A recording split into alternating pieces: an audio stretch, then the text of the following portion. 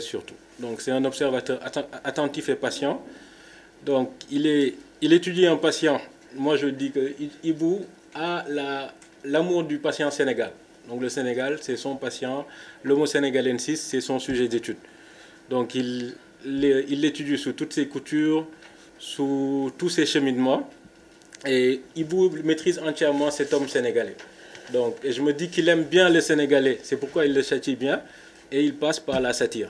Donc, tout ce qui est décevant, tout ce qui est révulsant dans ce pays, il trouve un moyen de nous faire rire sur ça, trouve un moyen de nous inspirer, et surtout de nous distiller la bonne leçon de morale ou la bonne idée par rapport à ça. Donc quand il parle d'économie, de culture, de politique, de société, Ibou Fall a ce souci de cette grandeur du Sénégal comme nation.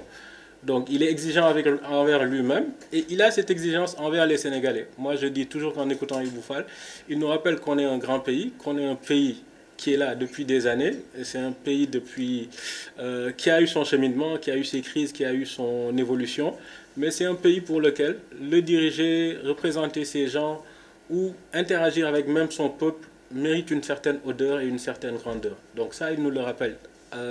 Dans ses chroniques, il le rappelle aux zones. Moi, je me dis que si un capitaine d'industrie sérieux écoute Ibou Fall, donc il a un exemple de patriotisme abouti, un exemple de souverainisme abouti. Donc, et il ne cesse de le répéter. Donc, et sur cette répétition, il nous montre que même lui, dans son cheminement, il reste un professionnel. J'ai son ennemi, comme il aime à l'appeler, Madame Waldiane, qui est dans la salle, donc avec qui il complote tout le temps. Donc, mais lui, il me disait tout à l'heure que Ibou Fall, en termes de cheminement entrepreneurial, en termes de cheminement intellectuel, il n'y a pas meilleur que lui. Pour ce qui est de la presse, il aura fait tous les métiers de la presse, de correcteur à éditeur, en étant directeur de publication, en étant chef de rédaction, en étant reporter, jusqu'à imprimeur. Donc pour une personne dans un secteur aussi compliqué que la presse, elle mérite d'être écoutée, ses idées méritent d'être véhiculées. Tout le plaidoyer qu'il fait sur les droits voisins, tout le plaidoyer qu'il fait sur le rôle que doit occuper la presse même en tant qu'entité économique et en tant qu'entité souveraine, aucunement arrimée à un pouvoir politique, tout ce plaidoyer doit être écouté. Et pour moi, en toutes ces actions, je tiens à saluer Ibou et je dis que nul n'est prophète chez soi, mais sans aucune prétention, Ibou est un sage, un mage et un oracle, pour ne pas dire un prophète, avec 6 valeurs. Donc les idées, l'information, l'intégrité, l'inclusion, l'impertinence et l'indépendance. Il dira que je lui tresse beaucoup de lauriers, mais c'est parce qu'il le mérite. Les idées, parce qu'Ibou Fall est une machine fertile à idées. Des idées novatrices et courageuses, il en donne à foison sur tous les aspects de notre vie nationale. L'information, parce qu'il est journaliste dans l'âme. Il n'en a rien à cirer que ça fasse mal ou que ça ne fasse pas mal. Il est pour la réalité des faits et pour l'objectivité. Intégrité, parce que le Fallen qu'il est ne mâche pas ses mots. Donc il a le courage de ses idées, il est droit dans ses bottes, et il balance ses pierres à la foule sans pour autant cacher ses mains. Donc pour ça, il est intègre. L'inclusion, parce qu'à entendre Ibou Fall, le Sénégal est un Sénégal de tous et chacun a sa part dans la construction de ce pays et chacun a sa part dans les fruits même que génère ce pays. Donc pour lui, l'intérêt général doit être au service de tous les Sénégalais, celui de la diaspora, celui des villes comme celui de nos campagnes. L'impertinence, parce que Ibou Fall est une personne qui questionne l'autorité et les décideurs, il les met face à leurs responsabilités. Il peut créer un inconfort ou un malaise par ses questions, mais c'est toujours dans un but constructif. Et ce but constructif, je le vois surtout avec ses critiques. Donc il ne cherche pas à taire ses voix contraires et tout. Il y a eu des attaques contre lui. Il les a tous théorisées sous le concept de saga club. Donc en théorisant ça, il a annihilé leur capacité à lui faire mal ou à faire mal à une autre personne. Amidou qui est là a eu à dire que les insultes des gens sont nos médailles. Pour Ibou Fall, de la façon dont il a fait face à l'adversité, à toutes les insultes et à tous les colibés, il mérite toutes les médailles d'honneur. Et pour finir, l'indépendance, parce que je me dis que Ibou Fall est un homme libre, il sait dire non, et il sait que le jour où l'humour s'arrêtera, la censure et l'autocensure vont s'inviter. Donc pour ça, je tiens à saluer ce grand homme de culture, ce grand homme des médias, et ce Sénégalais en toutes lettres. Donc bravo Ibou, et que Dieu te garde. Donc là, je vais passer la parole à Amélia. temps, j'ai toujours dit dans plusieurs endroits où il n'était pas, qu'il y a deux personnes qui m'émeuvent de par leur politesse et leur urbanité. C'est Amadou Mame Diop, ancien président de l'Assemblée nationale, et Serigne Saliou Diagne. Je l'ai toujours dit, et je pense que certains dans cette salle pourront en témoigner, parce que je l'ai toujours répété devant eux. Donc, et son urbanité se confirme aujourd'hui par les propos très, très gentils qu'il adresse à Ibou Fall, qui ne les mérite guère. Donc, merci beaucoup Serigne Saliou pour ton élégance et ta courtoisie et ton exquise urbanité, mais tu les tiens de notre grand Madiambal Diagne, qui est aussi quelqu'un de très courtois, très urbain. Et les chiens ne font pas des chats. J'en viens maintenant à parler de Ibou Fall, qui a eu l'amabilité de m'inviter à cette séance pour que je présente son ouvrage. Je dirais trois choses rapidement d'Ibou en guise d'introduction. D'abord, j'ai la malchance d'avoir eu Ibou comme patron, et je m'en veux toujours. Mais j'étais jeune et plutôt paumé, donc Ibou m'a corrompu. Et il a été mon patron. Et je garde un grand souvenir de cette belle période. La deuxième chose, c'est que ce livre, en guise d'introduction, a trois problèmes. C'est une offense au chef de l'État. C'est une diffusion de fausses nouvelles. Et c'est une offense à une personne exerçant tout ou partie des prérogatives de je ne sais qui. Voilà, et donc, de ce point de vue, une triple offense. Mais je suis là au-delà de l'amitié que j'ai pour Ibou Fall, au-delà de l'admiration que j'ai pour sa personne, pour sa plume, et aussi, je fais partie des personnes que la gentillesse touche. Et la gentillesse d'Ibou Fall, son courage, je reviendrai sur le courage, mais aussi son amabilité et sa courtoisie me touchent profondément. Et je suis là aussi parce que je lui dois beaucoup, pour une raison plutôt simple, c'est qu'Ibou a pris beaucoup d'insultes à ma place. Parce que comme j'écrivais dans le Tirailleur et que personne ne signait, donc, les gens ont beaucoup insulté et menacé Ibou Fall pour les articles que j'ai écrits. Et je sais qu'ils pensent à un article en particulier, mais on ne va rien dire. On va passer aux choses sérieuses. Donc moi, c'est avec beaucoup de plaisir que j'ai lu le livre d'Ibou. Je l'ai lu plusieurs fois. Bon, j'avais déjà lu les chroniques parce que je suis très, comme je pense tout le monde ici, très régulier des chroniques d'Ibou Fall, comme les chroniques de Serigne Saliou, celles de Bachir. J'ai eu aussi la chance et l'honneur, le privilège d'avoir écrit pendant 4 ans pour le quotidien, tous les mardis, à travers les traverses. Donc j'avais lu les textes d'Ibou que j'ai toujours trouvé plutôt fabuleux, très bien écrits, bien faits, avec un grand sens littéraire, mais aussi un grand sens politique. Donc il a eu la bonne idée donc, de compiler ces textes dans cet ouvrage d'environ 250 pages, et c'est, je pense, une quarantaine de chroniques. Ibou, donc avec un titre très particulier, 2024-2025, Chronique des Enfoirés, je n'en dirai pas plus. Ce que j'ai admiré dans l'ouvrage, et comme ce que j'admire toujours chez Ibou, c'est d'abord le style. Ibou écrit très bien. Ibou écrit très bien. Et je suis très jaloux parce qu'une fois, je suis parti présenter des condoléances et j'ai croisé un de mes tontons qui m'a dit tout le bien qu'il pensait des textes d'Ibou. Sauf que j'écrivais à la même période au quotidien. Il n'a eu aucun mot pour moi. Donc j'ai été très jaloux, effectivement, qu'il ait passé vraiment plus d'une demi-heure à parler des textes d'Ibou. Donc c'est d'abord le style, la qualité de la langue, et qui nous rappelle que nous sommes au pays de Senghor. Senghor que l'on veut oublier, dont on veut torturer la mémoire, dont on veut profaner finalement la mémoire et les idées. Senghor demeure, et ce sont des gens comme Ibou qui nous rappellent pourquoi le Sénégal est un grand pays, parce que c'est un pays qui a été fondé par un poète. Amadou Lamine Sall, senghorien, aguerri, homme de courtoisie, de culture, disait que le Sénégal est un pays spécial parce qu'il a été fondé par un poète.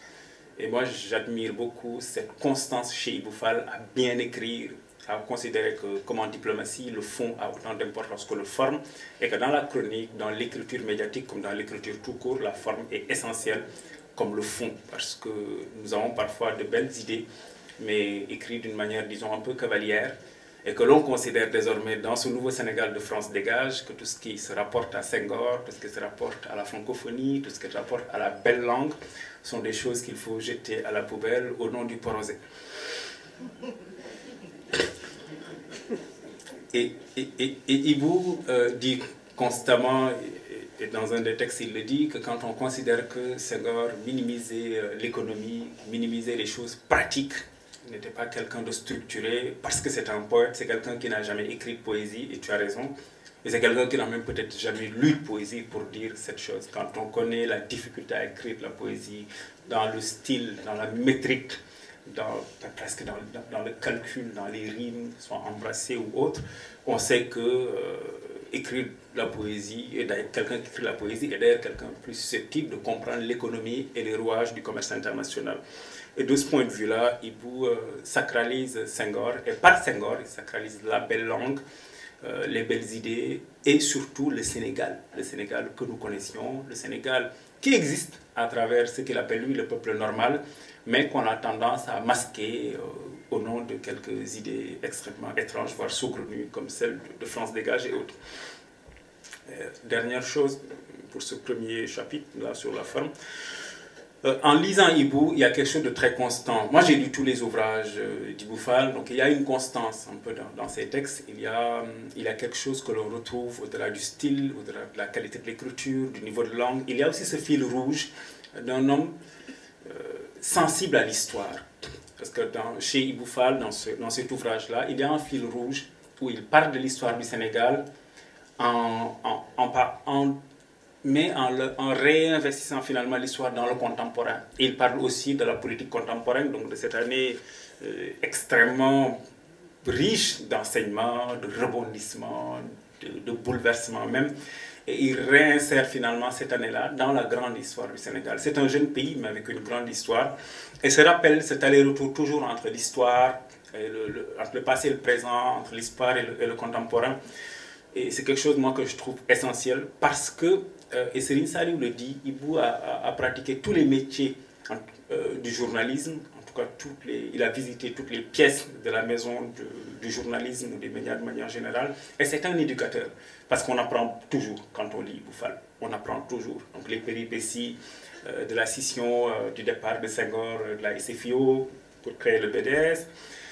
Les grandes épopées de Mamadou Dia, la crise du 17 décembre 1962, Amadou Makhtar Mbow, le PRA Sénégal, les événements de 1984, du 16 février 1994, les événements de 88, 93, 2000, 2011, 23 juin, 2012, 2019 et 2024. Donc en fait, il y a toujours quelque chose qui nous rappelle à l'histoire, et l'histoire est essentielle parce qu'elle nous permet de nourrir finalement le présent, et elle nous permet aussi de nous préparer, ou en tout cas de comprendre, de savoir sur quel levier on devrait appuyer pour envisager le futur.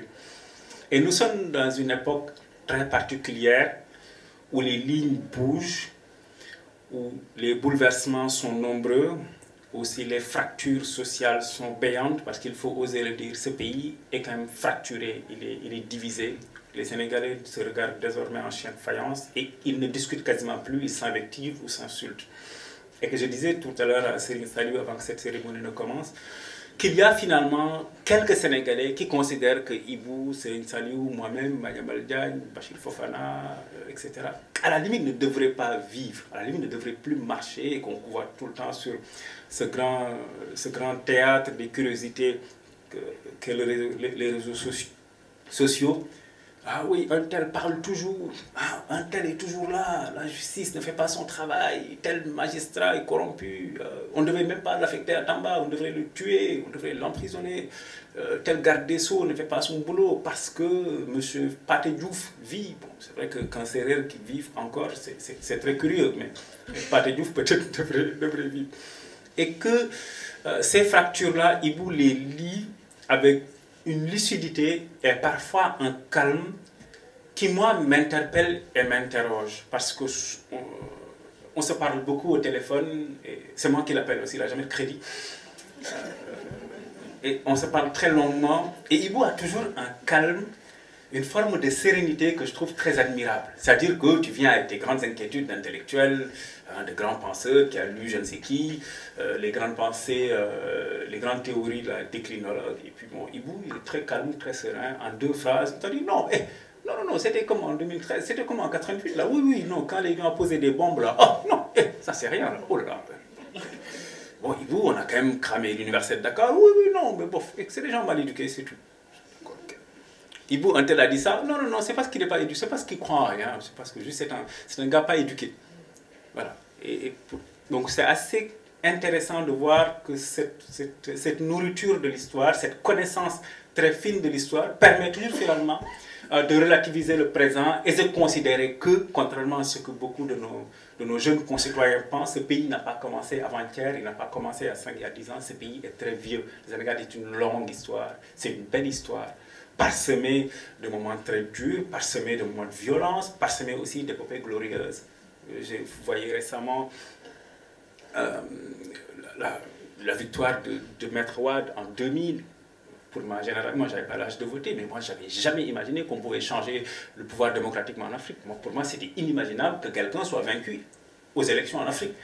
Donc, pour nous, c'était un moment fabuleux, extraordinaire, que le Sénégal montre au monde quelque chose, qu'en Afrique, les malheurs, ou en tout cas la guerre civile, les coups d'État, n'étaient pas finalement une fatalité africaine. Et il a ouvert la voie à Maître Wade, et Ibou, malgré quelques moqueries, c'est normal qu'il aime bien, châtie bien, Ibou quand même reconnaît la place de Maître Wade dans l'histoire du Sénégal. Et je voyais encore en 2000, après une campagne électorale un peu particulière, un peu bizarre, que M. Macky Sall a été élu et que bon, le lendemain, les gens sont allés vaquer à leurs occupations. Et qu'en 2024, tout le monde a eu peur pour le Sénégal. Et Ibou a toujours dit, écoute, bon, ça va bien se passer.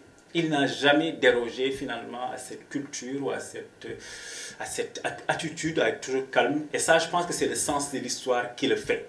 C'est connaître l'histoire, de considérer que en fait, les faits d'hier, en fait, nous finalement, nous vivons les mêmes choses. Il n'y a que les acteurs qui changent. Par exemple, quand il dit dans un des textes, la révolution n'abolit pas les privilèges, mais change juste finalement de privilégier, et que les bannis d'hier sont les privilégiés d'aujourd'hui, je pense que tout un chacun, après 1 an et demi d'exercice du pouvoir de ces gens, le voit. Seuls les privilégiés ont changé, et voilà. Ce que je vois aussi dans le fond, il y a 4 choses qui sont essentielles dans le travail d'Ibou Fall et surtout dans ce bouquin, et qui, moi, que j'aime beaucoup, et qui pousse chez moi une réflexion, ou en tout cas quelques idées assez rapidement.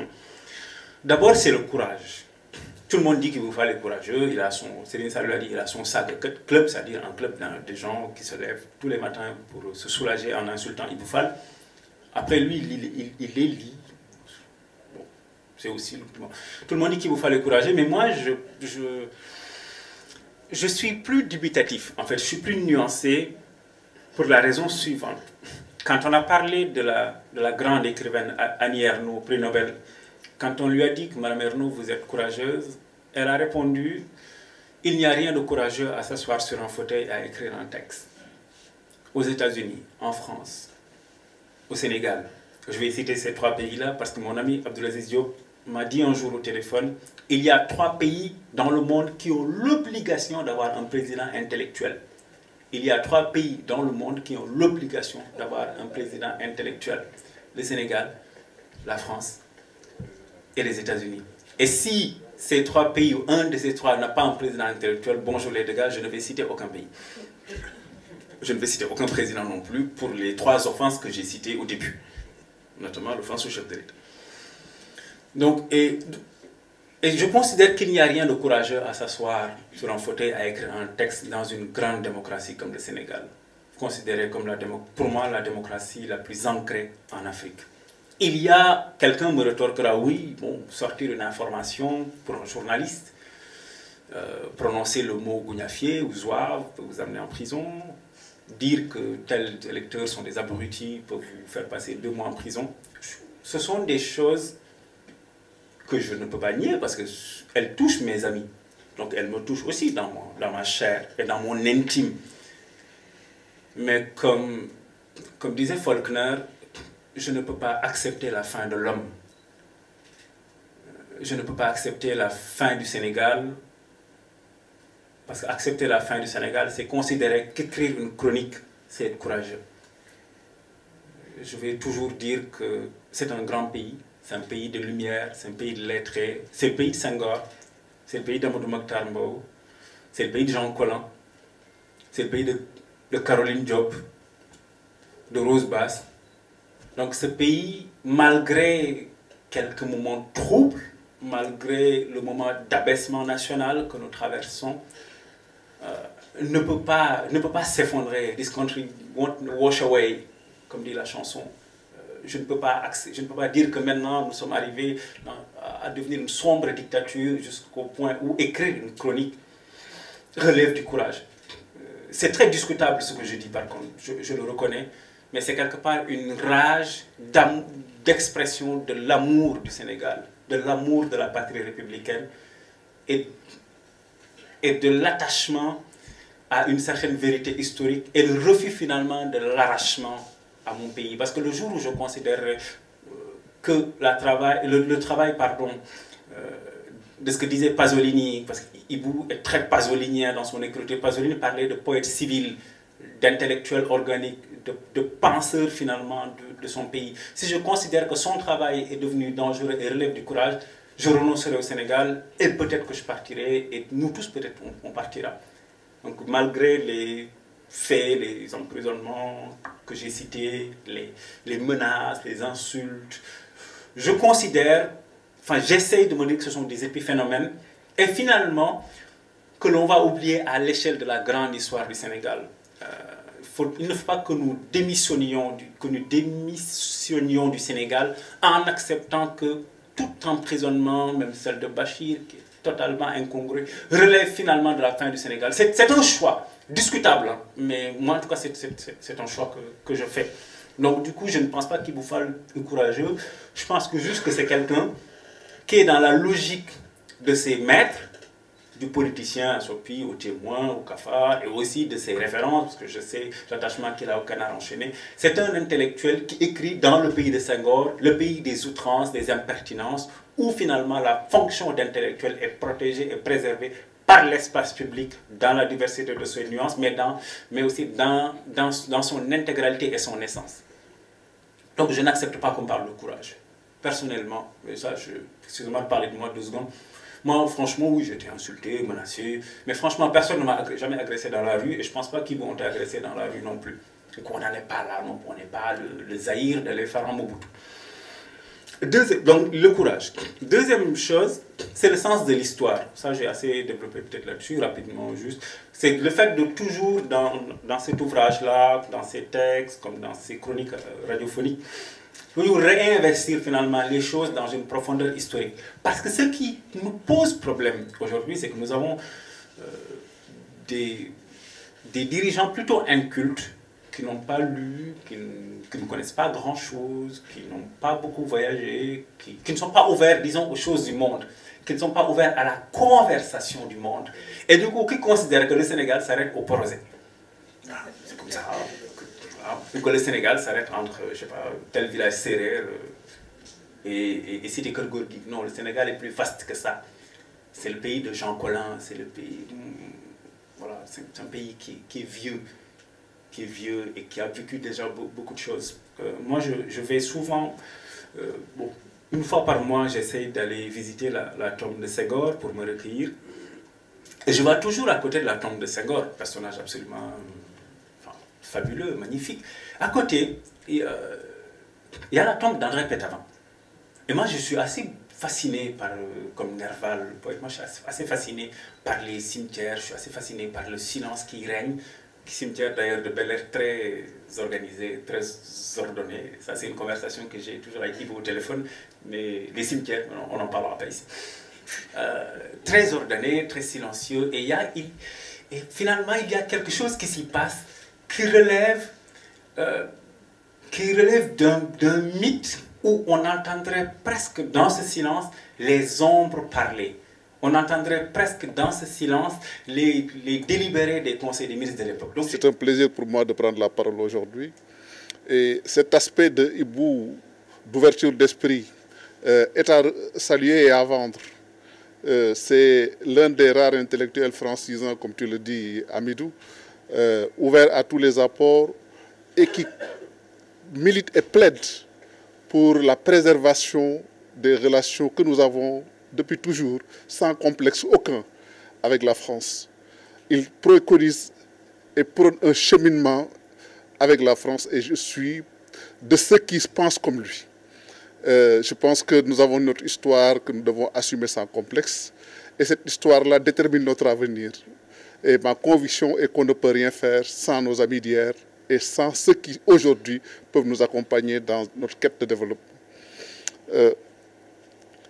Amidou a parlé d'André Pétavin, il a parlé de Jean Collin et autres. Je trouve qu'on n'a jamais trouvé plus sénégalais que ces gens. On n'a jamais trouvé plus sénégalais que ces gens. J'ai été séduit quand Jean Collin avait demandé à être enterré à Ndiafat. Et j'avais eu une prise de bec avec un de nos aînés qui s'offusquait de cela, prétendant que Collin peut-être a préféré se faire enterrer au Sénégal parce qu'en France, il n'aurait peut-être pas 3 personnes à son enterrement. C'est vous dire l'étroitesse des esprits de certains. Et cette étroitesse d'esprit doit être dépassée.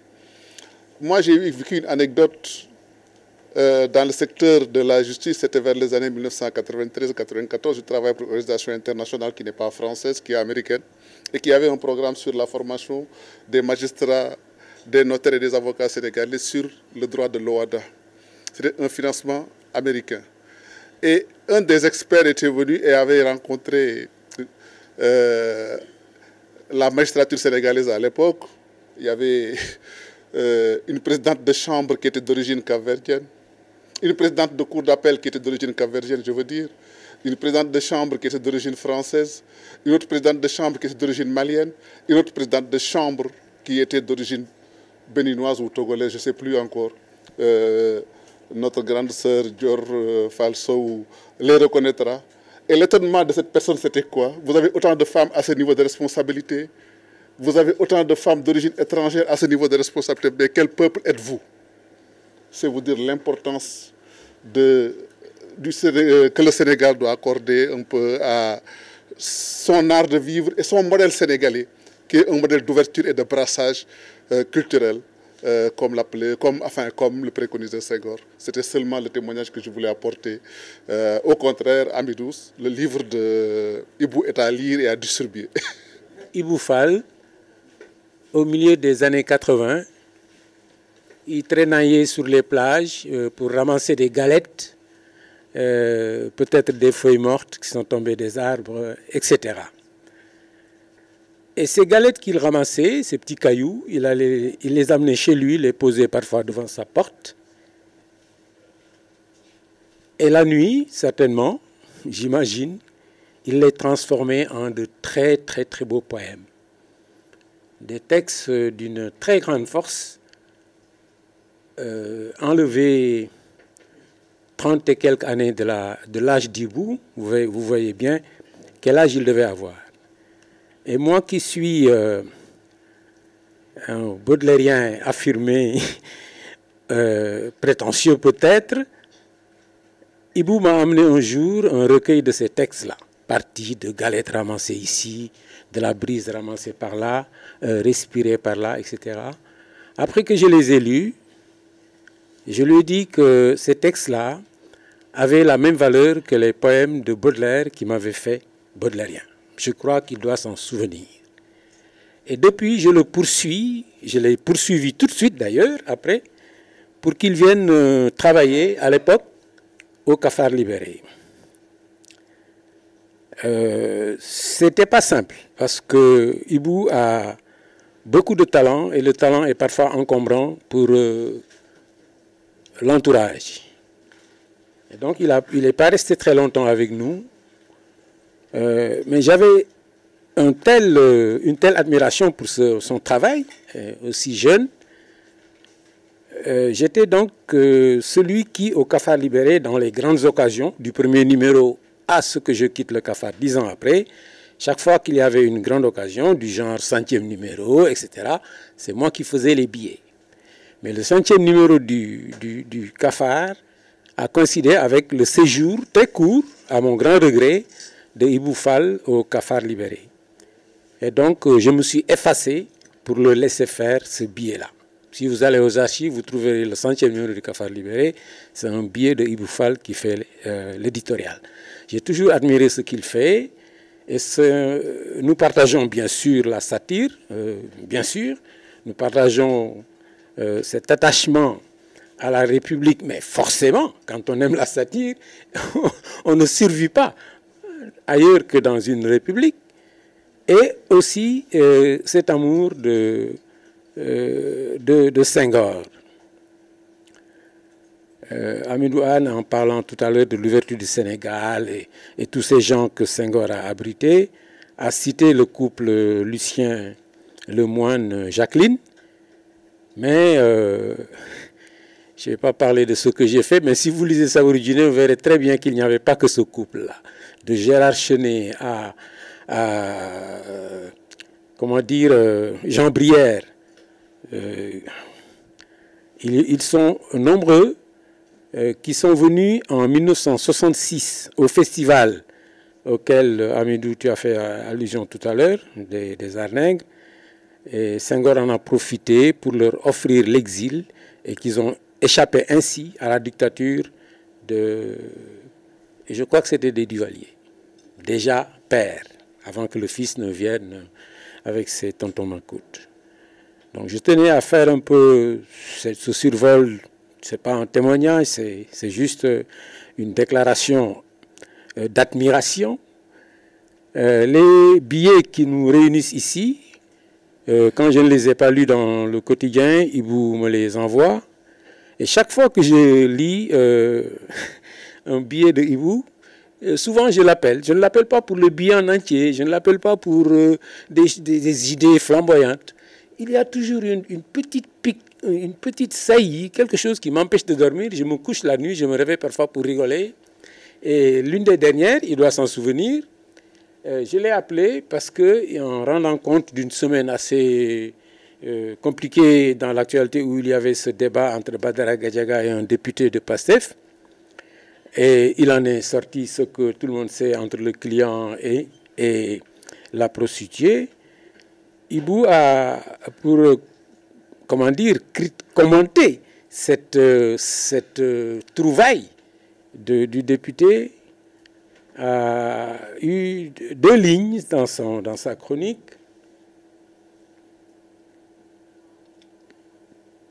que, comment il a dit encore, je l'avais sorti tout de suite, que ce n'est pas une bonne idée de faire semblant d'intelligent. Faire semblant d'être intelligent n'est pas une très bonne idée.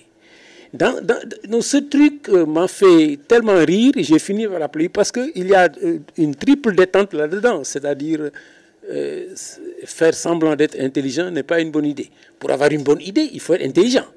Et en plus, tu fais semblant d'être intelligent. Et tu crois avoir une bonne idée, mais forcément, c'est le désastre. Et donc, je finis avec ça, parce que je pourrais parler de quand on a quitté le Cafard Libéré, et que moi, j'ai quitté le Cafard Libéré. Lui, avant, pour les raisons que j'ai survolées tout à l'heure, je suis allé fonder le quotidien Le Matin. Je suis allé le chercher encore. Et Ibou n'est pas un personnage facile. C'est peu de le dire. Mais chaque fois que j'ai eu à travailler sur un projet qui m'importait, j'ai tenu à le voir, aller le chercher. Je n'ai pas réussi à l'amener à la démocratie parce que c'était un autre genre. Mais malgré ça, j'avais voulu qu'il vienne nous amener quelques sourires dans ce journal très, très austère. En tout cas, j'incite tout le monde à s'intéresser à ce que... Beaucoup de choses qui ont été dites ici. Hein. Moi, je crois que, Hamidou, tu as raison de croire que ce n'est pas du courage que de faire. Hein. On a l'habitude. Dans ce pays, on a caricaturé Abdou Diouf en soutien-gorge. On a caricaturé Abdou Diouf en gambe de mbeur luttant avec un criquet. C'était du temps de l'invasion des criquets. Je n'ai pas envie d'être long sur ça. C'est tellement... Alors, les mots, hein, les phrases qu'on a peut-être parfois mal interprétées, mal compris, etc., qui ont amené les gens en prison. Je vais terminer avec ça, s'il vous plaît. Quand j'étais au Cafard Libéré, il m'arrivait de voyager avec un groupe d'Africains. Nous étions invités, c'était peut-être aux États-Unis, c'était parfois en Allemagne. Et en Allemagne, une fois, on est arrivé, et je me suis rendu compte que dans le groupe, il y avait un Togolais que je connaissais parce qu'on s'était parlé au téléphone plusieurs fois, Ils voulaient qu'on les briefe un peu, qu'on leur serve un peu de coach pour qu'ils fassent un journal satirique au Togo. À l'époque, il n'y avait pas tous ces moyens de communication, ça ne s'est pas vraiment fait. Et le monsieur raconte à tout le monde qu'il sort de prison après 9 mois. Il purgeait une peine de 12 mois. Et le président de la République, Eyadema Père à l'époque, l'avait gracié pour le reste des 3 autres mois. Et pourquoi il était allé en prison? Il avait traité les gouvernants togolais d'individus. La phrase qu'il avait menée en prison, c'était « ces individus qui nous gouvernent ». Et moi, chaque fois, je me levais, je frimais, quoi. Ouais, non, moi, je suis journaliste depuis 15 ans, satirique, on ne m'a jamais convoqué à la police, et ce qui était vrai.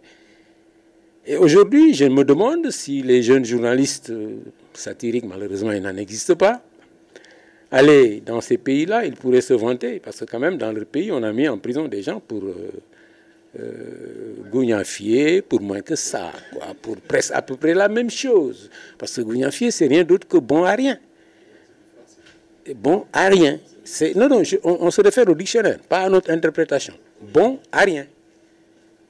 Ça, c'est assez étonnant. Donc, Hamidou, tu as parfaitement raison. Dans ce pays, on a fait tellement de choses que si on commence à penser que c'est du courage que de faire des billets du genre que Ibou fait, on n'en fera plus bientôt. Mamadou Ndiaye, directeur de la communication du numérique du groupe Immédiat. Donc, la direction générale du groupe Immédiat a tenu à être de la partie, avec Alassane Samba Diop donc, comme son directeur général et moi-même. Bien sûr que les autres pouvaient être là, mais aussi compte tenu de l'agenda de ce week-end, voilà, on devait être un peu sur d'autres théâtres d'événements. En fait, ceux qui connaissent bien Ibou en ont parlé en premier. Et je crois que, voilà, ne serait-ce que par ça, ils ont éclairé un peu le chemin. Donc, merci Hamidou, merci Madiambal, merci PSK. Mais le peu que nous connaissions de Ibou au niveau de Immédiat nous a probablement réconciliés avec une certaine anticipation que nous avions au niveau du groupe. C'est-à-dire de trouver un personnage à équidistance des différents pouvoirs. Et je m'aperçois que quand Hamidou dit donc que voilà, il taquine les puissants, il taquine les gens de pouvoir, mais nous en choisissant peut-être bon, un peu ce profil de Ibou pour animer à l'antenne, donc une émission qui est devenue finalement un rendez-vous majeur dans l'espace radiophonique, c'était pour au moins équilibrer un peu les choses parce que nous voyions un peu le Sénégal dériver vers où vous êtes avec nous, où vous êtes contre nous. Et nous ne sommes pas ce Sénégal-là. Nous sommes plutôt un Sénégal où toutes les opinions devraient s'exprimer. Et même les opinions les plus inattendues pouvaient trouver justement défenseurs. A fortiori maintenant, quand on veut nous trouver un corset pour dire simplement où vous êtes dans la bien-pensance ou alors peut-être bon, voilà, vous êtes dans les gnoufs. Notre ami Fofana qui revient de là-bas pourrait peut-être nous décrire un peu l'environnement. Parce que probablement les libertés doivent être sauvegardées. Et au niveau donc de Immédiat, quand nous avons effectivement brossé le profil, eh bien, Ibou remplissait toutes les cages. Si bien donc que quand nous avons parlé avec lui, mais Ibou n'a pas posé de conditions. Pape disait tout à l'heure qu'il n'est pas très commode, n'est-ce pas? Il n'est pas très commode. Mais quand nous avions brossé donc le profil et qu'il répondait effectivement à ce profil-là, il n'a pas posé de conditions. Lui, je pense que sa condition est dans son action. Sa condition est dans son vécu, dans son être plein et entier. Et c'est cet être-là que nous avons également découvert à l'antenne. Il est plus à l'aise face au micro que face à la caméra. C'est là où effectivement nous avons découvert un peu peut-être bon, quelques difficultés peut-être bon, un peu à l'assagir. Pourquoi? Parce que probablement, c'est un secret aussi, Ibou n'aime pas la télévision. Mais à son corps défendant aujourd'hui, il faut qu'il aime la télévision parce que la télévision l'aime du seul fait qu'il y a une opinion qui aime peut-être bon aussi avoir un relais pouvant peut-être bon voilà, projeter l'image de Ibou. Probablement lui, il n'aime pas qu'on projette son image, mais au micro et hors caméra, il est probablement à l'aise. Donc il nous a rendu d'énormes services, d'abord en nous réconciliant avec une certaine cible que nous avions, mais que nous ne pouvions pas avoir la capacité de déterminer et d'identifier, mais par son propos, par ses saillies, mais en même temps aussi peut-être bon, par sa vaste culture, comme l'a dit Amidou, et je l'approuve, il permettait également à beaucoup de Sénégalais de se brancher. Parce que nous avions cette difficulté-là de voir qu'un peu, les premières cibles que nous avions ne manifestaient pas un peu d'enthousiasme à venir immédiatement à immédiat. Mais grâce peut-être bon, à des voix assez intéressantes, à des voix assez inédites comme celle de Ibou, il y a eu une agrégation effectivement de gens, par curiosité, qui se sont intéressés effectivement à cette tranche d'antenne que Ibou animait chez nous et qu'il a continué à animer. Mais à un moment donné, on a douté, n'est-ce pas Alassane? À un moment donné, on a douté parce qu'effectivement, comme nous avons été formatés peut-être bon, pour voir un peu comment l'audience croît, on a douté du seul fait peut-être que bon, voilà, l'encéphalogramme était un peu plat.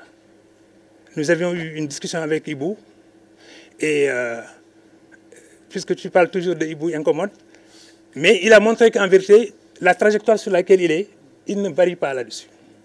Nous avons essayé de lui montrer, mais quand même que bon, par moment, il faudrait au moins quand même que la courbe monte et descende.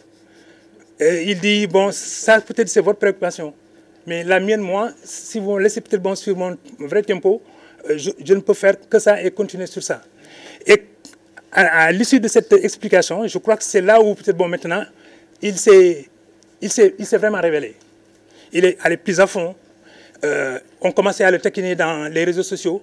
Et lui-même, il a commencé à railler justement ces gens invisibles derrière l'ordinateur. Il commençait à railler ces gens qui n'ont pas le courage, ou bien peut-être qui ont le courage de se masquer. Et donc, à partir de ce moment, il y a maintenant une agrégation de public qui dit, mais tiens, même si on n'est pas d'accord avec lui, le rater, ce n'est pas prudent. Donc les gens ont commencé à venir de ce point de vue-là, et je crois que la direction générale, par ma voix, devrait dire à Ibou quand même, merci d'avoir été iconoclaste, merci d'avoir eu ce courage d'affronter peut-être bon, des gens même invisibles, et peut-être bon que vous croisez dans les rues, comme l'a dit Amidou. Hein? Et le Saga Club, je peux dire. Alors, il y a deux questions qui m'ont été posées quand je me garais tout à l'heure là. Deux Sénégalais m'ont envoyé des questions, ils m'ont dit, est-ce que Ibou, on peut les lui poser? Avec sa permission, je peux les relayer? La première question, c'est, comme l'a dit Amidou, Ibou est républicain. On aimerait bien peut-être que bon, ce concept soit revisité pour qu'on comprenne un peu aujourd'hui, avec peut-être bon, maintenant cette confusion des genres, c'est quoi être républicain? D'abord ça. Ensuite, il y a quelqu'un qui dit, dans la question qu'il m'a chargé de relayer, il dit comment peut-on être un fils de Mamadou Dia et ensuite être admirateur de Léopold Sédar Senghor? J'ai ramassé la question, mais Ibou, tu comprends un peu peut-être bon, sa préoccupation, mais qui est aussi la préoccupation de beaucoup probablement de Sénégalais qui t'entendent dire beaucoup de bien de Senghor, de taire peut-être un peu ta souffrance interne quand tu as vécu ce que tu as vécu peut-être bon jeune avec ta famille, par ce même Senghor qui est à l'origine probablement un peu de la dislocation justement du rêve de ta famille. Voilà la question qui m'a été posée. Il y en a une deuxième, mais je ne l'ai pas très bien comprise, donc je ne veux pas relayer une question que je n'ai pas très bien comprise. Toutes les qualités qui ont été dites aujourd'hui le concernant, bon, il y a des aspects, puisque j'ai vécu avec lui depuis sa naissance, certaines qualités que je pourrais dévoiler aujourd'hui, mais que je ne ferai pas. Je dirais aussi que Ibou, j'aime beaucoup que nous discutions ensemble parce que c'est une tête brûlée et je sais que par moments je le suis aussi. Et je ne raconterai pas tous les discours ou toutes les discussions que nous sommes en train de faire qui sont extrêmement intéressantes. Et je voudrais encore une fois, pour le courage, vraiment être très fière de ce courage-là parce que je suis beaucoup ces émissions, aussi bien récemment avec ITV, avec Books. Je les appelle les deux larrons parce qu'ils se connaissent très bien, ils font très bien leurs émissions parce que chacun sait faire parler l'autre. Et vraiment, j'ai beaucoup de fierté de voir ce courage qu'il a de donner une description qui est très juste, même si elle ne plaît pas, de ce que représente notre pays. On a parlé de République, c'est vrai, il est très républicain, il est pour la République, il est très fier de son pays et il refuse. Je l'ai vu à un moment qui a failli péter les plombs quand il disait qu'il n'accepte pas que l'on dise que le Sénégal n'est pas un bon pays, ni un bon pays. Alors je crois que ça, c'est vraiment quelque chose de très important pour moi. Je parle beaucoup de courage parce que je sais que c'est dans un environnement quelquefois qui est très dangereux. Il faut le dire, il faut le reconnaître. Mais Ibou a toujours gardé cette fierté-là, ce courage-là de dire tout le temps, quoi qu'il en soit et ce qui pourrait arriver, le courage qu'il a. Le Sénégal n'a jamais connu, en matière de liberté de presse et de liberté d'expression, on doit tirer la sonnette d'alarme. Nous avons connu des violations de la liberté de presse et de la liberté d'expression lors de chacune des 3 alternances politiques au Sénégal.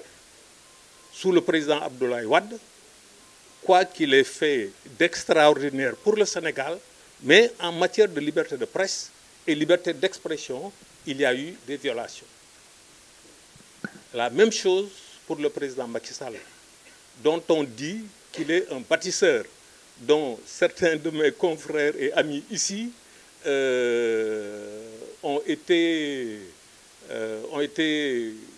disons, son compagnon. Okay? Mais il y a eu des violations très graves de la liberté de presse et de la liberté d'expression. Il y a eu des journalistes arrêtés, violentés. Aujourd'hui, honnêtement, tout le monde me connaît, je n'ai pas de parti pris. Le même discours que je tiens aujourd'hui en faveur de la liberté de la presse et de la liberté d'expression, c'est ça que j'ai tenu sous le président Abdoulaye Wade et sous le président Macky Sall.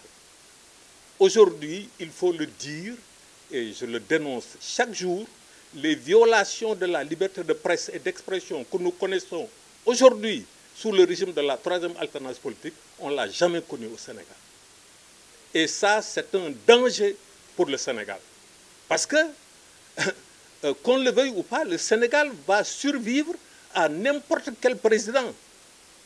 Le Sénégal va survivre à n'importe quel parti. Et donc, il faut qu'on préserve le Sénégal. Et malheureusement, ce nouveau régime-là, oui, Hamidou Anne, que je ne connais pas, sauf de nom, il dit que son expression, je m'excuse, il a utilisé une expression là tout à l'heure pour qualifier le niveau intellectuel, ce sont des incultes, que ce sont des incultes qui nous gouvernent. Moi, je dis, ce sont des sous-développés intellectuels. Et ça, ce n'est pas la première fois que je le répète. Ce sont des sous... Parce qu'ils n'ont pas une compréhension du monde. Ils n'ont pas une compréhension de la société sénégalaise. Ils sont incapables d'avoir une vision pour sortir le Sénégal de la situation dans laquelle elle est aujourd'hui. Oui, nous avons tous dénoncé la prédation économique. Au Sénégal, les hommes les plus riches, ce ne sont pas les hommes d'affaires, ce ne sont pas les agriculteurs, mais ce sont les politiciens, ceux qui ont le pouvoir politique, qui détournaient les fonds publics. Nous sommes tous d'accord avec ça. Nous avons tous voulu de l'alternance, mais nous ne voulons pas d'une alternance qui veut transformer les Sénégalais en aveugles. Nous ne voulons pas d'une alternance dont les gouvernants peuvent penser qu'ils sont les dieux des Sénégalais. Non. Nous voulons une alternance pour le respect de l'état de droit. Parce que, je ne sais pas qui l'a dit parmi les présentateurs, c'est l'État qui va nous sauvegarder, nous les uns et les autres. C'est ça qui va faire qu'un homme plus fort ou une femme plus forte ne va pas dominer d'autres. Et ça, il n'y a que la loi. Récemment, la Cour suprême du Sénégal, en matière de liberté de presse, a sanctionné, je crois, si je ne m'abuse, les journalistes vont peut-être donc me rectifier, c'est la première fois qu'une instance aussi suprême que la Cour suprême inflige un tel camouflet, une telle humiliation au ministre de la Communication qui se croyait le dieu des journalistes pour dire qui doit être média au Sénégal ou non, et même l'outrecuidance de prendre un arrêté portant arrêt de diffusion et de cessation de 381 médias. Mais qui est ce monsieur? C'est le Dieu de qui? Hein? Il n'est même pas son propre Dieu, à fortiori d'être le Dieu des Sénégalais. Okay? Donc, c'est important que je ne partage pas les mêmes positions politiques que Hamidou Anne, que Serigne Saliou Diagne, que Ibou Fall, okay? Mais nous avons tous, chacun, le droit d'exprimer nos points de vue. Et c'est ça qui fait la force du Sénégal. Donc, encore une fois, je voudrais féliciter donc, Ibou Fall pour que son contenu, son esprit continue d'être retors. Nous en avons besoin. Il y a une autre grande dame de la presse écrite qui est ici, Henriette Kandé-Niang, mais dont les chroniques, je m'en délecte chaque fois qu'elle en écrit.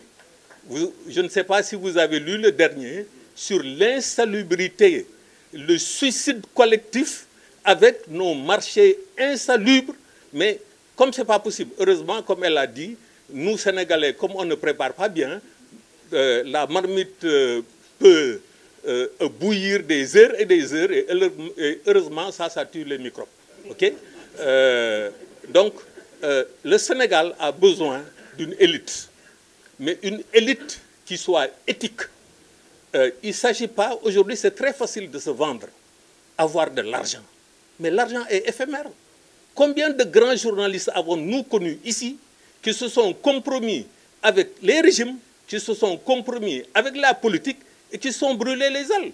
Okay? Par contre, il y a d'autres, on va continuer de les magnifier.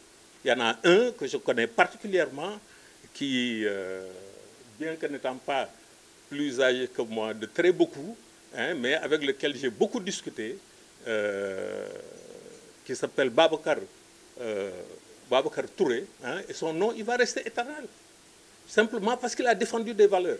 Et donc, nous journalistes, les jeunes techniciens des médias, qu'ils soient armés d'éthique pour professer, pour que le Sénégal puisse continuer d'être libre, qu'on puisse donner la parole à toutes les sensibilités politiques. Comme vous le savez, depuis un certain temps, j'étais complètement reclus.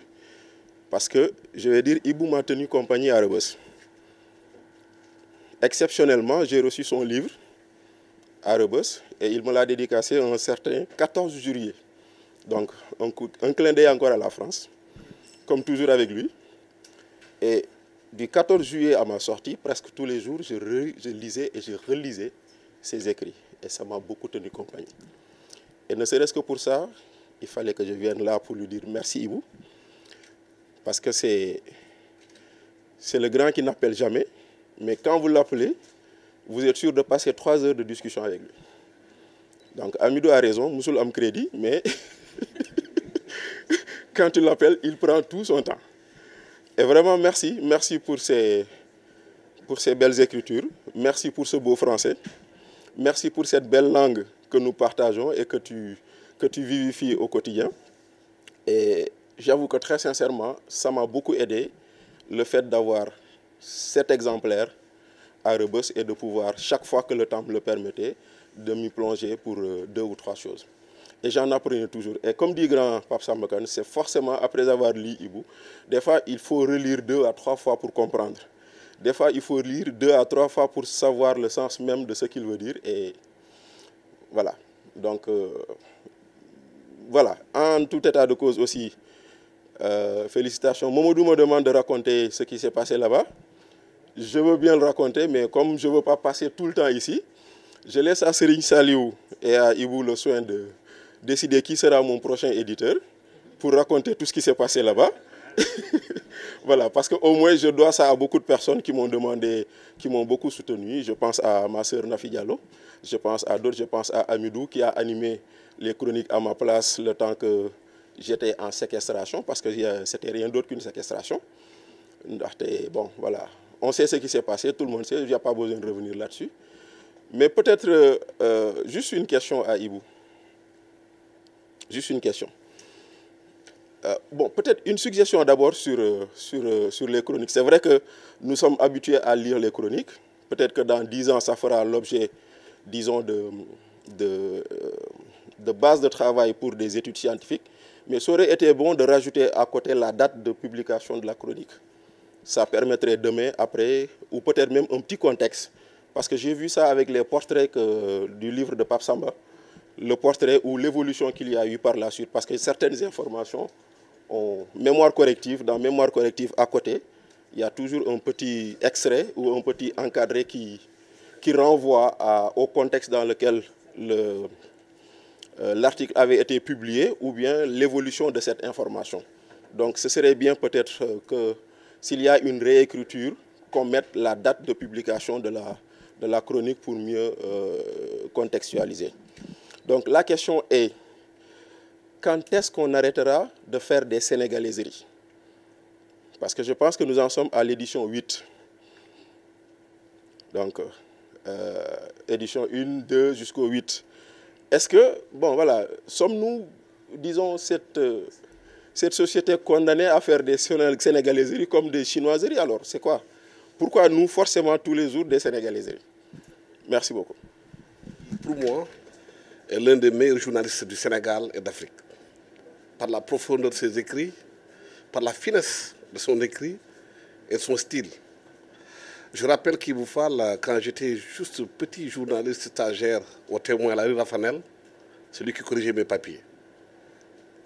J'ai fait de plaisir qu'il m'aidait à comprendre le sens du journalisme.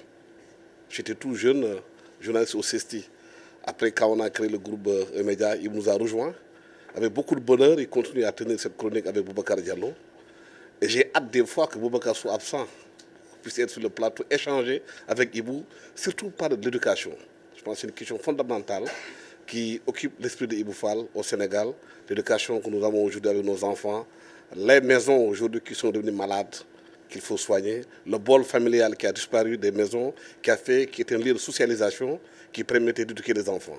C'est des questions qui préoccupent beaucoup Ibou Fall et la République que nous partageons ensemble. Merci Ibou d'être là tous les jours, de nous accompagner. Et ensuite, je ne peux pas ne pas le dire aujourd'hui, Ibou Samogorola. Parce que mon garçon est marié à sa fille. Et ça, c'est un plaisir pour moi de le dire partout. Merci Ibou. Je ne l'ai pas encore entendu. Il est tellement humble et surtout, j'allais dire qu'il se prend tellement peu au sérieux qu'il rate parfois des rôles importants. Et je pense que depuis longtemps, je ne me suis pas sentie aussi bien dans un cercle d'idées, de pensées, où surtout on parle si bien français. Je suis professeur de lettres, donc vous pouvez comprendre que j'apprécie la place du français, malgré l'héritage, malgré tout ce qu'on peut en dire. Un cercle où on parle très bien français et un cercle où les gens sont témoins d'une époque que j'ai aussi vécue avec beaucoup de bonheur et je peux me revendiquer non seulement républicaine comme Ibou, et j'allais te dire de ne pas répondre à la question de celui qui demande qu'est-ce que c'est que d'être républicain, puisque s'il ne le sait pas, c'est peut-être qu'il n'est pas à un niveau qu'il peut le savoir. Et ensuite, je voudrais aussi me revendiquer des 48%. 46. Wow, 46%. Là, vraiment, chaque fois qu'il le dit, je lève la main. Je dis présente. Donc, l'humilité de Ibou, c'est de ça que je voulais vous parler. Ibou ne se prend tellement pas au sérieux. Je suis une grande amie et il est venu me voir à Lomé. Et donc, il arrivait, il m'a fait signe qu'il arrivait, donc il venait me voir. J'ai envoyé mon chauffeur le chercher au salon d'honneur. Ils ne se sont pas reconnus. Parce que Ibou, pour lui, il ne peut pas être accueilli au salon d'honneur. Donc, du coup, il est passé de l'autre côté. Et mon chauffeur ne l'a pas reconnu parce qu'il s'attendait à un grand monsieur. Et avec son jean et son chandail, le chauffeur m'a dit, je ne l'ai pas vu. Ibou est passé devant la pancarte où il y avait son nom. Mais il s'est dit, c'est certainement pas moi. D'autant plus qu'on avait pris le soin de mettre Ibrahima Fall. Donc, il ne s'est pas reconnu. Et donc, c'est de cette humilité que je voulais vous parler. Et surtout, rebondir sur quelque chose qui est très, très important. Aujourd'hui, chaque fois que tu prends la parole à la radio, tu dis « je salue les 46%. » Je pense que tu as un rôle, ton humilité mise à part, à jouer sur justement fédérer ces 46% et donner envie à d'autres d'arriver. Je ne te demande pas de postuler à la présidence, on ne t'élira pas. Mais je crois que tu as un rôle à jouer. Je vous remercie. Ibou, daanaka man média bi ñu bëri xam naa leen xam nañ ma mais si chroniqueur yi muy def si laa ko soppee ba benn jour ñëwatul moo laaj Boubs pourquoi grand bi ñëwul parce que vraiment liggéey bi muy liggéey nit ñaa ngi ci gis seen bopp Sénégal jox ma numéro mu jox ma numéro si laa commencé am ak moom contact ba képp ku ma xam à l'étranger sax dag ma koy laaj ma passe ko même bu may voyager sama domaine ba sama oto boo si duggee pratiquement émission bu jotee dañ naa ma lu Ibou wax wala dem naa ba ñi may fréquenter ñëpp moom rek la ñuy suivre moom la ñuy xool parce que vraiment valeur yi mu am dañ koo rafle parce que amoon na ñu ko amoon à l'époque mais dañu commencé dugg ci pouvoir rek changer te vraiment ñu dañu commencé réer kenn ñemeetul te vraiment man damay gis sam bopp ci moom tey bi may xëy di jógee Thiès dañu sàcc suma batterie oto ma ne xëy na ndog-ndog la ma takk ma lijjanti batterie ba takk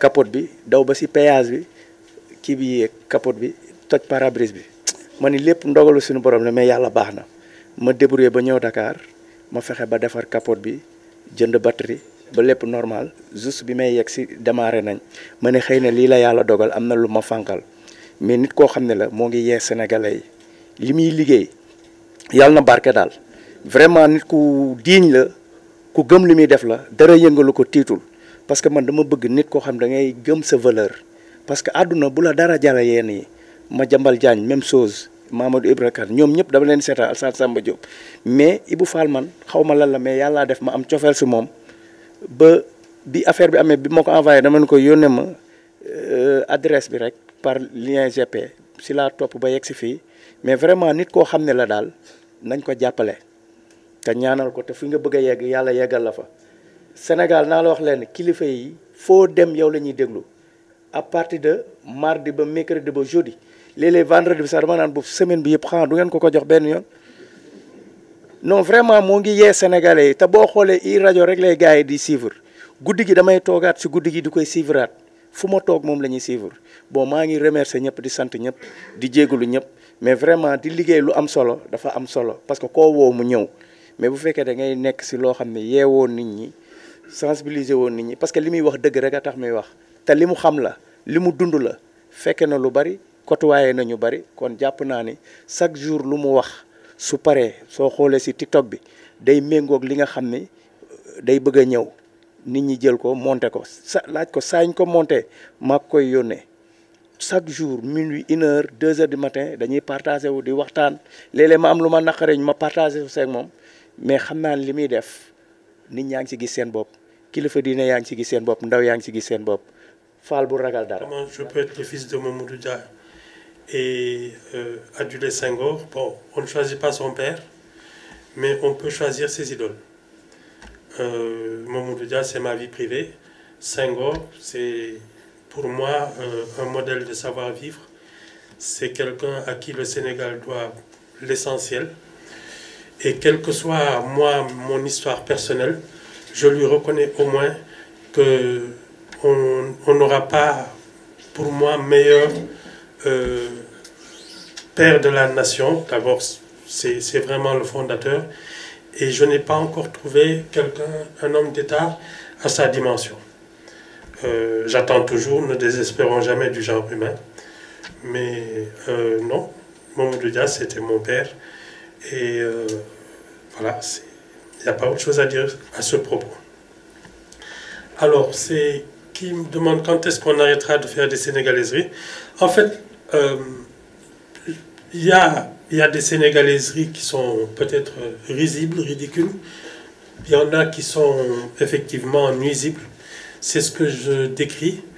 Mais ce qui fait aussi notre fierté, ce sont des sénégalaiseries que le monde entier quand même nous envie. Parce que, comme je le dis souvent, nous ne sommes pas un pays africain, mais un pays en Afrique. Nous avons vraiment l'exception sénégalaise. Et si on peut gommer ce qui nuit à la grandeur du Sénégal, gardons quand même les sénégalaiseries qui font du Sénégal un grand pays et de notre peuple une grande nation. Chers confrères, je suis journaliste comme vous, je m'appelle Ibou Fall, j'ai 35 ans de métier. Donc je présentais ce soir la 8e édition de mes sénégalaiseries. Les premières que j'ai publiées datent de 1993. C'était une compilation de billets. Ensuite, j'ai fait autre chose, j'ai fait des journaux, etc. Et en 2009, j'ai publié la 2e série, Dieu le pire. Ensuite, 2010, Bandiarlé. 2012, Les Échocrates. 2013, NTS, le nouveau type de sénégalaiserie. Ensuite, j'ai publié en 2021 le récit biographique de Senghor, mais c'est toujours sur le même ton, le même style des sénégalaiseries, un peu satirique. Et voilà, donc les 8e sénégalaiseries sont un peu, 2024-2025. C'est une année charnière qui a connu des bouleversements, surtout au plan politique. Et donc, voilà, c'est la chronique que je considère comme des enfoirés. C'est-à-dire que c'est une période qui a un peu bouleversé l'échiquier sénégalais et surtout où on a l'impression de faire du surplace. L'économie au ralenti, nous avons l'impression que les nouvelles autorités ont du mal à trouver leur marque. Et pratiquement un an et demi, ça commence à faire long. Je pense que les Sénégalais souhaiteraient revoir la machine économique redémarrer, que tout le monde se remette au travail. Et j'espère qu'on y arrivera. En tout cas, cet ouvrage, c'est justement le récit des épisodes de notre actualité, à partir du moment où les gens ont préparé la présidentielle, avec les épisodes qu'on a connus, Macky Sall qui a voulu les reporter, ensuite le Conseil constitutionnel qui le ramène à l'ordre. Finalement, la présidentielle se passe. Le 24 mars, l'opposition, pour une fois dans l'histoire du Sénégal, remporte l'élection dès le premier tour avec 54% des votes. Et puis, quelques mois après, les législatives, les Sénégalais confirment leur volonté de changement. Et puis, voilà l'actualité qui se déroule au fil du temps. C'est vraiment l'objet de cet ouvrage. Moi, je pense qu'il y a eu une sortie de route parce qu'on avait programmé, le président sortant, Macky Sall, avait annoncé qu'il ne se représenterait pas, ce qui avait contribué à un peu détendre l'atmosphère politique, parce qu'il y avait des tensions sur la question du 3e mandat. Alors, tout se passait normalement, donc, il avait même choisi un candidat, et puis brusquement il se réveille en disant on va reporter les élections. Il y a eu des accusations portées contre le Conseil constitutionnel, ce qui est intolérable. Il y a eu une tentative de reporter les élections pour faire entrer d'autres candidats, etc., qui ont été recalés. Il a même reçu les 40 candidats invalidés pour leur demander leur avis, c'est-à-dire qu'à partir de là, plus rien ne s'est passé normalement. Maintenant, les Sénégalais sont allés voter, ils ont fait leur choix. Mais je pense qu'il y a eu une sortie de route. Maintenant, il faut souhaiter juste que les autorités trouvent leur marque, parce que ça n'arrange personne que ces gens-là échouent. Nous allons le ressentir durement, nos enfants également. Mais il faut souhaiter qu'ils reprennent la main rapidement. Voilà. Et là, quels sont les sous-thèmes que vous avez développés au niveau de ces chroniques? Il y a eu la période... il y a quelques profils Bon, j'ai un peu, tout au long avant la présidentielle, j'ai un peu extrapolé pour faire le portrait d'éventuels candidats ou d'éventuels locataires du palais. Donc, mais vraiment, c'était des projections très satiriques.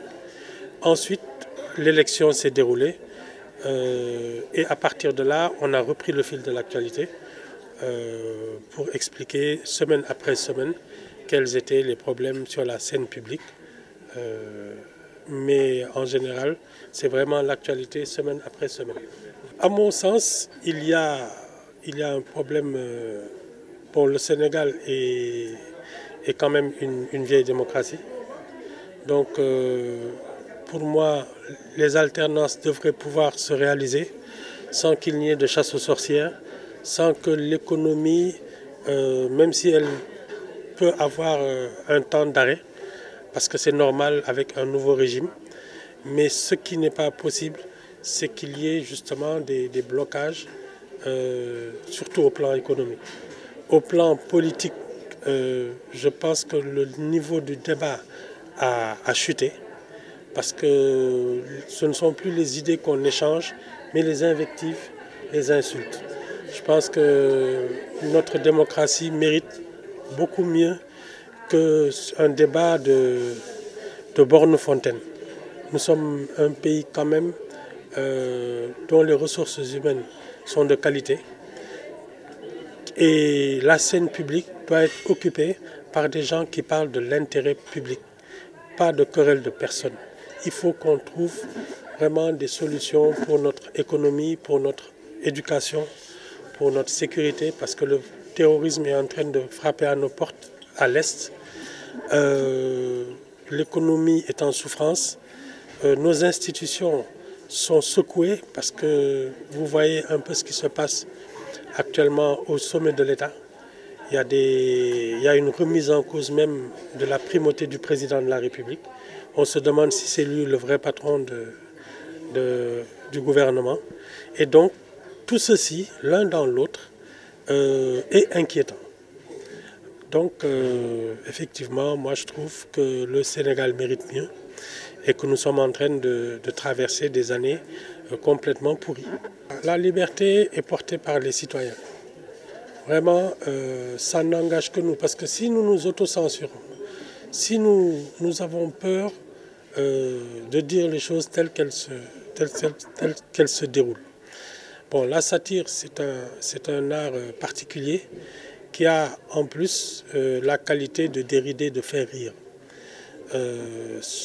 En général, c'est même un navire amiral de la liberté d'expression, parce que sous le vocable, sous l'enveloppe de l'humour, on peut dire des vérités indigestes. Et je pense que c'est notre fonction de railler, comme on dit, les puissants, les poseurs et les satisfaits. Je pense que c'est une vieille école qui date de 1977 avec le politicien. Il y a eu d'autres titres comme le Cafard libéré, il y en a eu d'autres. Hein. Il y a eu un journal qui s'appelait à l'époque La Vache qui rit. Il y a eu plein d'autres titres satiriques. Je ne pense pas que... Bon, moi j'ai fait Le Petit Railleur. Malheureusement, j'ai plus d'énergie pour ça. Mais je pense que d'autres prendront la relève et que la satire a encore de beaux jours devant elle. Non, on en a vu d'autres. Tous les régimes qui se sont succédés ont plus ou moins eu des relations heurtées avec la presse. Il n'y a rien de nouveau. De Senghor à Bassirou Diomaye Faye, il y a eu des journalistes qui ont été poursuivis, emprisonnés, sous Senghor, sous Abdou Diouf, sous Abdoulaye Wade, sous Macky Sall. Donc il n'y a rien de nouveau.